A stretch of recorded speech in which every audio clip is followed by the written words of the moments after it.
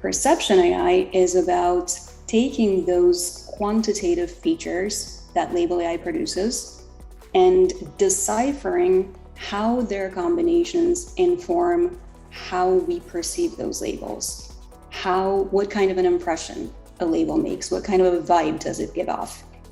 And because there could be theoretically an endless number of different ways that people could describe how those perceptions work or what impression a label can make on them, we settled on a pretty simple but also fairly comprehensive framework that I'm about to introduce.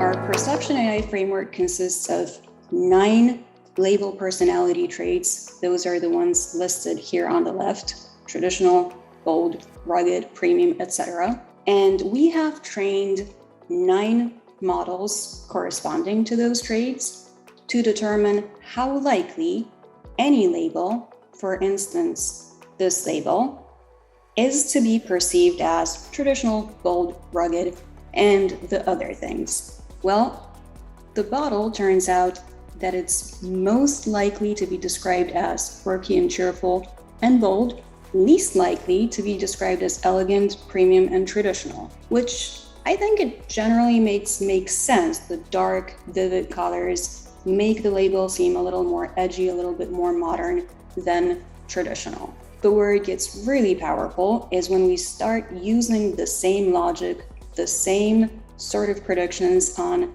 multiple labels. So let's now compare this Chardonnay with another, also California Chardonnay, and see how those two differ and where they are similar. Well, there you go.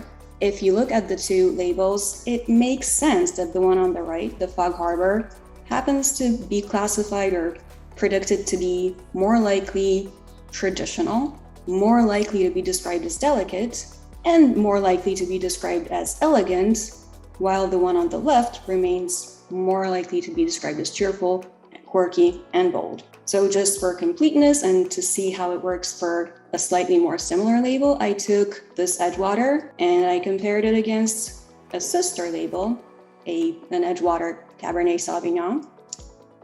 Here you go. Now the two shapes in the radar charts are a lot more aligned, and the biggest difference tends to be this romantic property, because, as we said previously, the Edgewater is more botanical, where the Cabernet Sauvignon has a lot more glamorous, rich colors. The models, and specifically the one that's been trained to predict probability of the label being described as romantic, picks up on that, and it knows that, well, they're similar most places, but this is how it's different.